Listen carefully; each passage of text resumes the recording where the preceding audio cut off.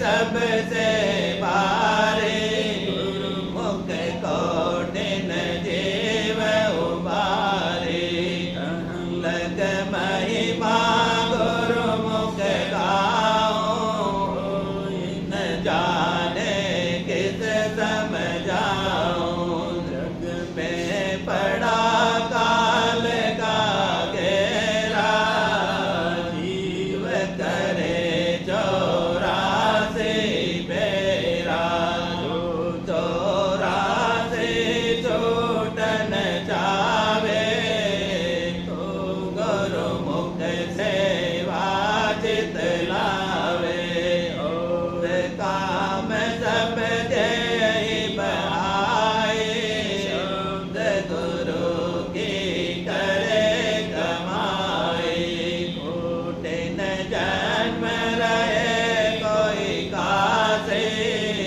वेद पाठ और तीरथ वासे जप तप संयम बहुविधि करे वेद बनावे विद्या पढ़े पिछलों के जो दारे टेका जिनको कभी आंख नहीं देगा वो दिन में सुनी उनकी महिमा एक बांध मन सबका भरमा अब दिन को जो कोई समझावे छोड़ दे जीव सा जावे कोई शिव और कोई विष्णु के कोई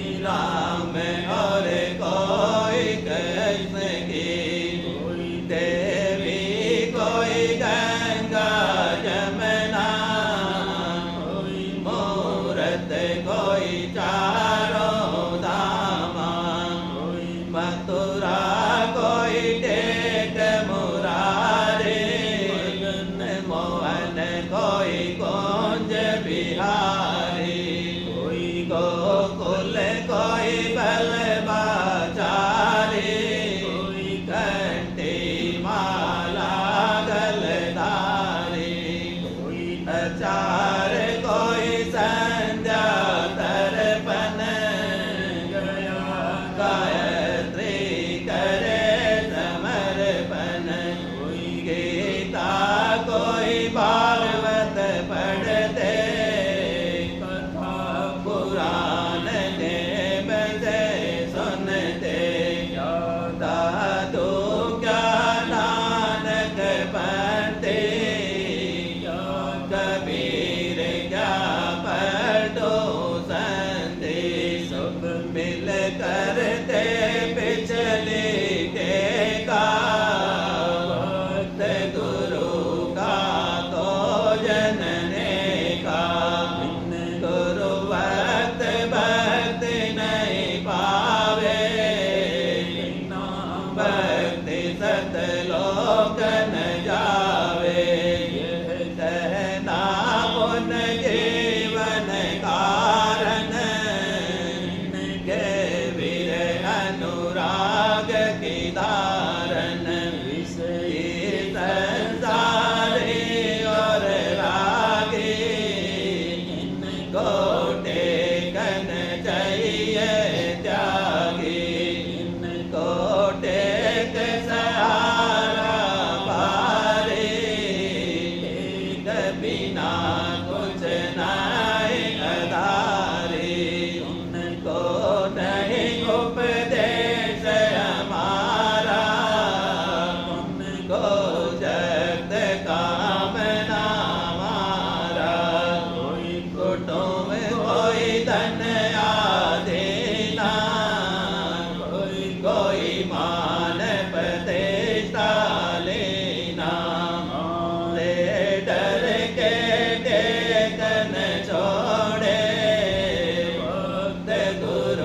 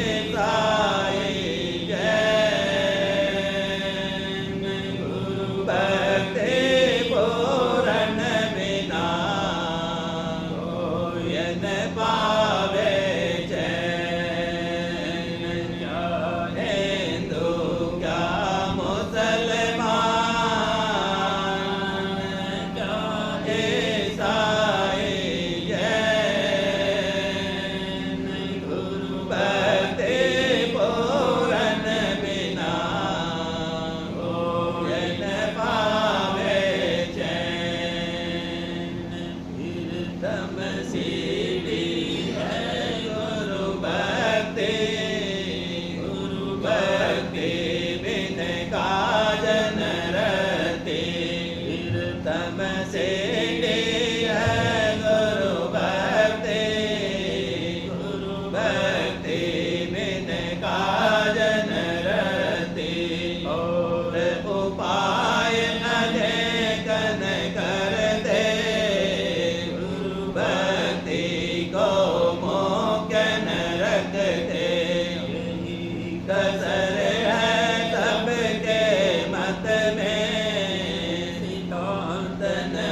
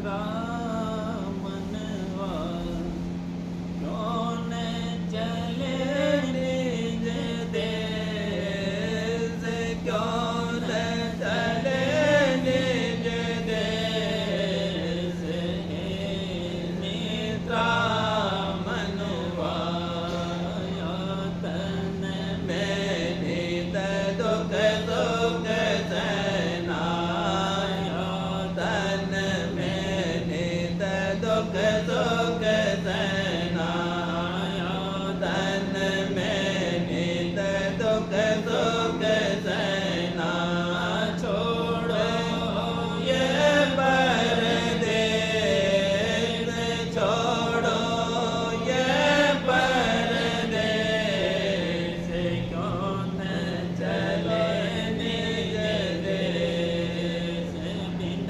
सत्संग वेदन पावे बिन सत्संग वेदन पावे बिन सत्संग कर वेदन पावे ले गुरु से उपदेश ले गुरु से उपदेश हे मित्रा मनवा सुगत जुगत ले नित कमाओ शब्द जुगत ले नित कमाओ काटो कर्म कलेश काटो कर्म कलेश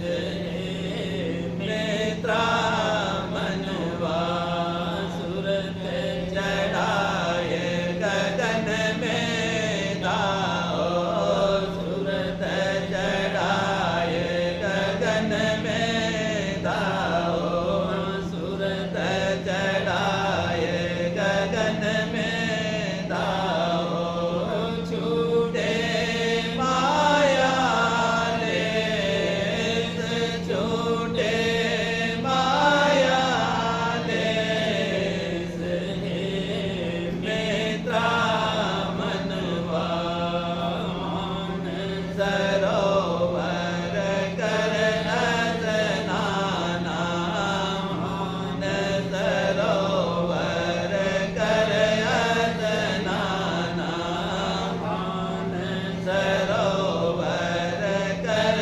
स्नाना दारो हंसा वेद दारो हंसा वेद हे मित्रा मनवा कुंवर गोपाके बंदे बाजे कुंवर गोपाके बंदे बाजे बवर गोपाके बंदे बाजे जाल देश का मिला संदेश जाल देश का मिला संदेश हे मित्रा मनवा सत लोक सत पुरुष रो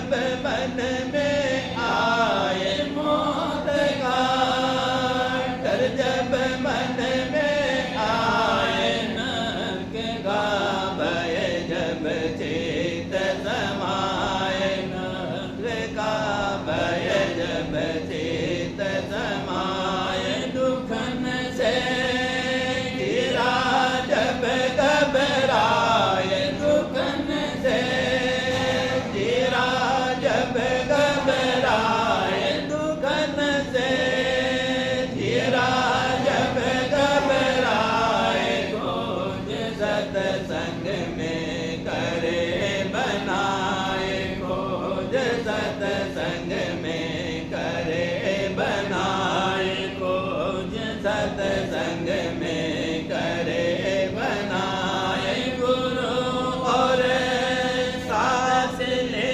उपदेश, गुरु और सास ले उपदेश, सूरत मन घट धुन संग लगाए, सूरत मन घट धुन संग लगाए। मेहर से घट में पर जा पाए, मेहर से घट में पर जा पाए, मेहर से घट में पर जा पाए। प्रीत गुरु दिन दिन बढ़ती जाए, प्रीत गुरु दिन दिन बढ़ती जाए, प्रीत गुरु दिन दिन बढ़ते जाए। सहज में कर्म धर्म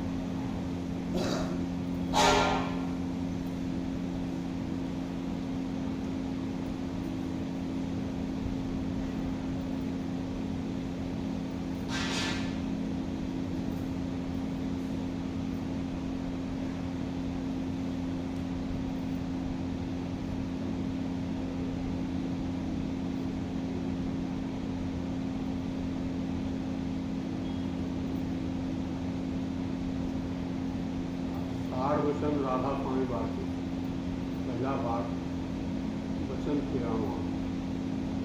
सप्तलोक के नीचे 2 स्थान छोड़कर मुकाम शून्य यानी 10वां द्वार है, जहाँ की सूरत सप्तलोक से उतर कर फैली और फिर वहाँ से ब्रह्मांड में फैली और फिर पिंड में उतरी।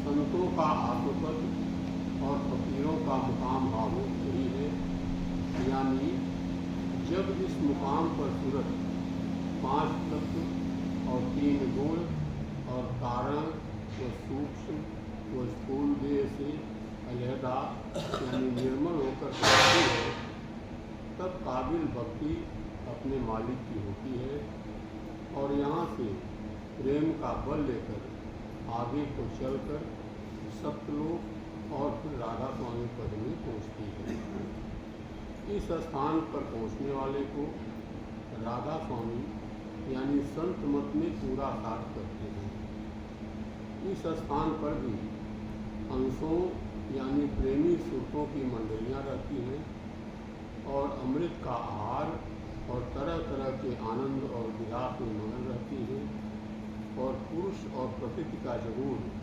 इसी स्थान से हुआ, इसी को पार ब्रह्मपद कहते हैं।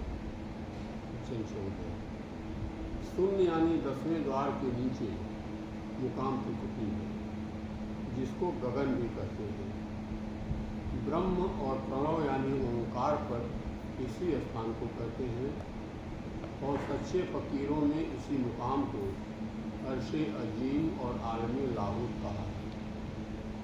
जोगेश्वर और सच्चे और पूरे ज्ञानी यहाँ तक पहुँचे और यहाँ से महासूक्ष्म 3 गुण और 5 तत्व और वेद और पुराण और शरावज्ञों का आदि पुराण और किताब आसमानी की आवाज़ और कुल रचना यानी पैदाइश का सूक्ष्म यानी लतीफ़ मसाला और ईश्वरी माया यानी शक्ति प्रगति और अवतार दर्जे आला जैसे राम और कृष्ण और जोगेश्वर जैसे व्यास और वशिष्ठ और ऋषभदेव शरावगियों के इसी स्थान से प्रकट हुए और महाआकाश भी नाम इसी स्थान का है और चैतन्य प्राण भी यहाँ से जाहिर हुए और इस स्थान के मालिक को प्राण पुरुष और खुदाए अजीम भी कहते हैं और संत इसको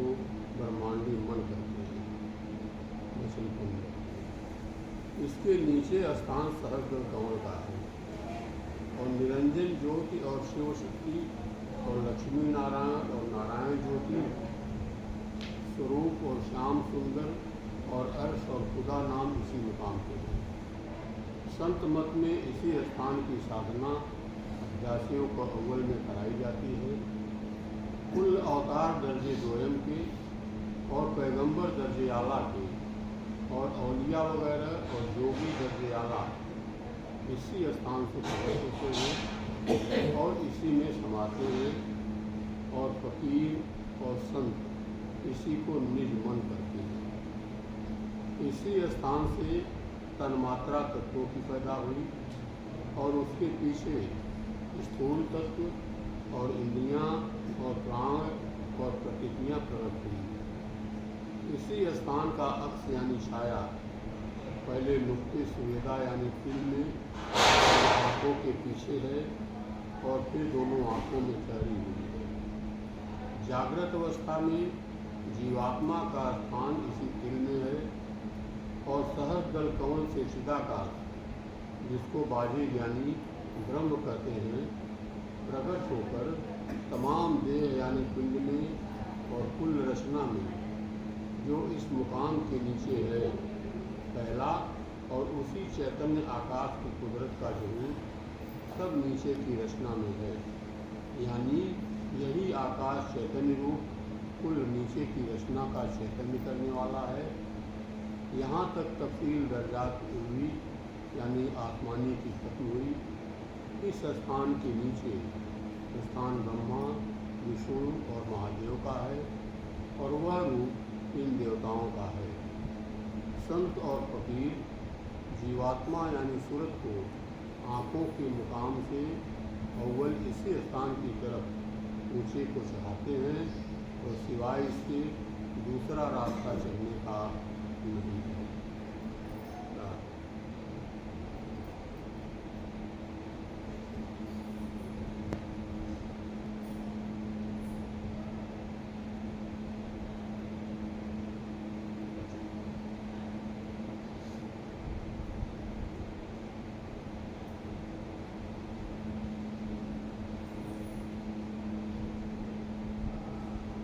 वचन परम पुरुष पुरंधनी हुजूर बाबूजी महाराज भाग 1 दूसरा भाग वचन 27 इलाहाबाद 22/9/1936।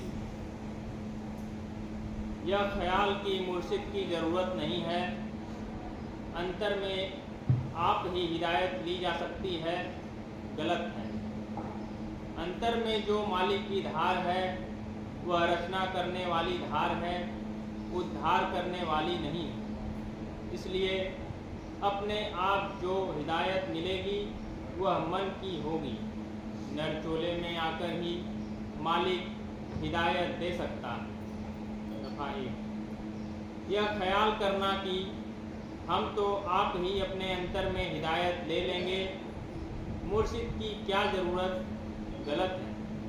अगर यह मुमकिन होता तो संतों, फ़कीरों, पीर, पैगंबर, औलिया और अवतार वगैरह को यहाँ आने की क्या ज़रूरत होती।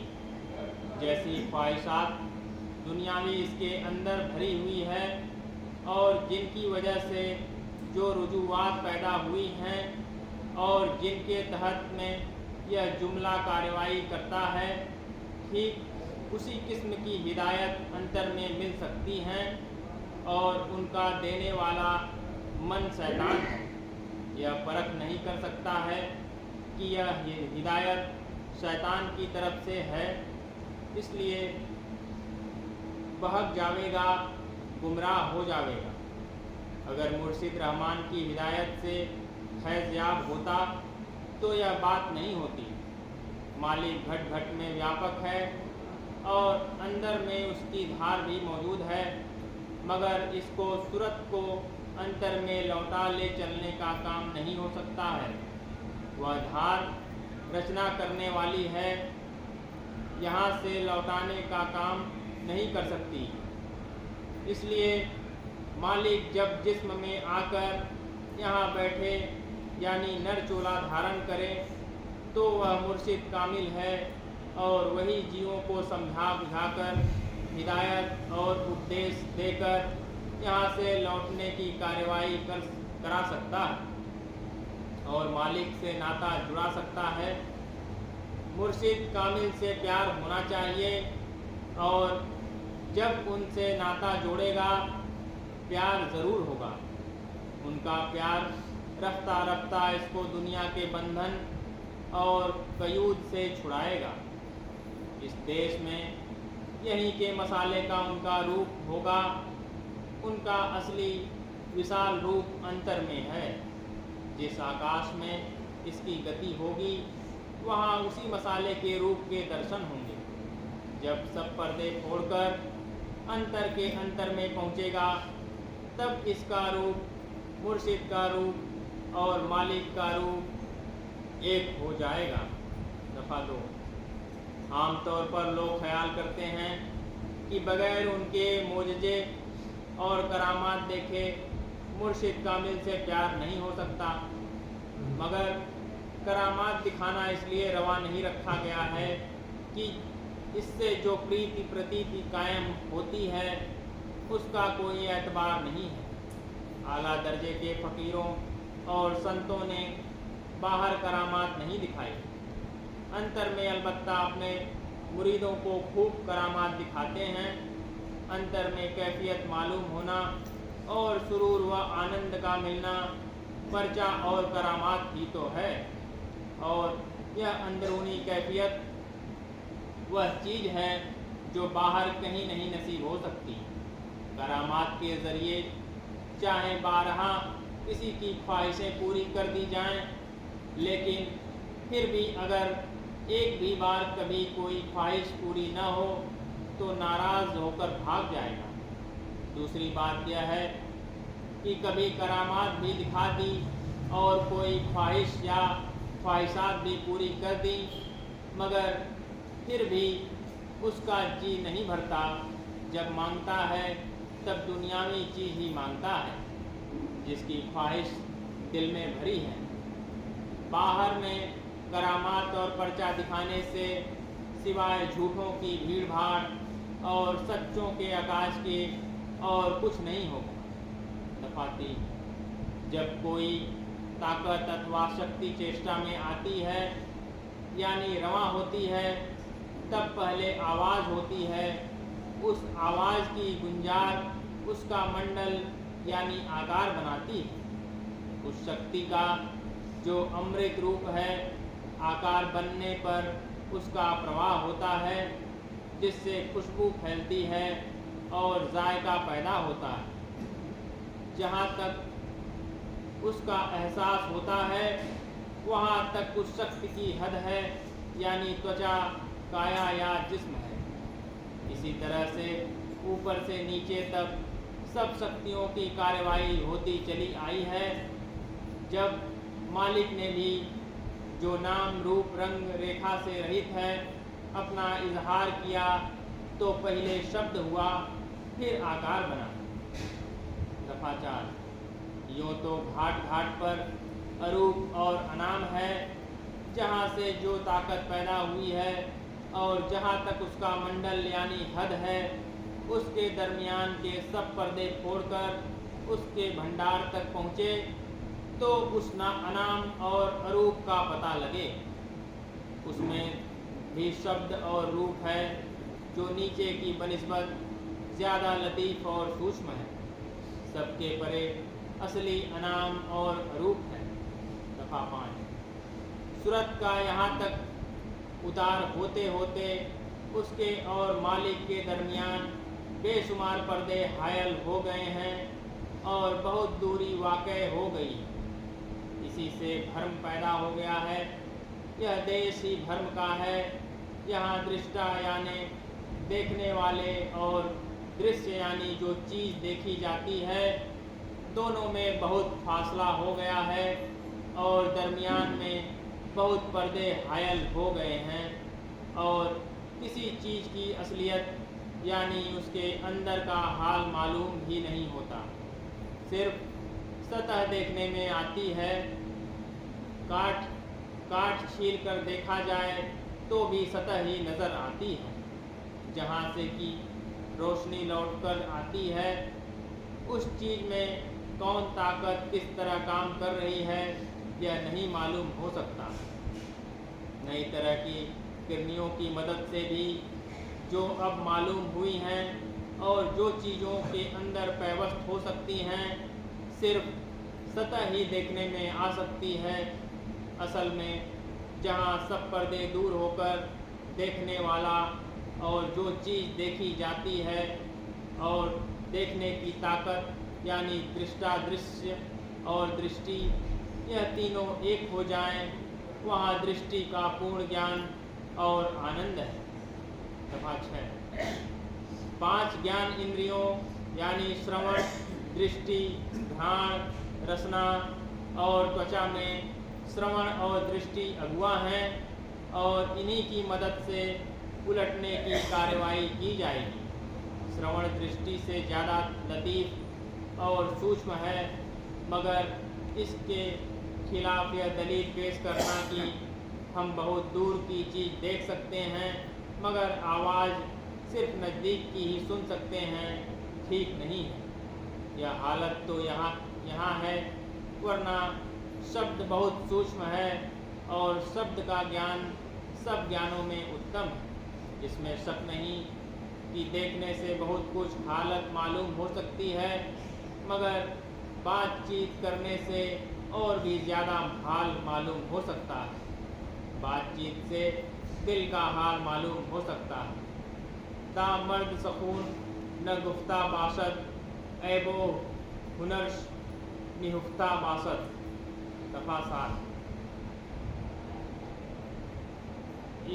जब तक इंसान गुफ्तगू नहीं करता है उसके ऐब व हुनर छिपे रहते हैं।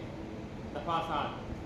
राधा स्वामी नाम के सुमिरन से जब सब तरफ से तवज्जो हटकर कुल ज्ञान की शक्ति एक मुकाम पर इकट्ठी होगी और तनाव होगा, नाम जाग जाएगा और उसकी गाज सुनाई देगी और रफ्ता रफ्ता उसकी कशिश से उसके अनाम में भी पहुंच जाएगा। इस तरह से एक मुकाम के बाद दूसरा और होते होते धुर मुकाम पर पहुंच सकता है। घाट घाट पर नाम बदलने की ज़रूरत नहीं है। राधा स्वामी नाम ही असली धन्यात्मक नाम है और धुर धाम में पहुंचाने वाला है।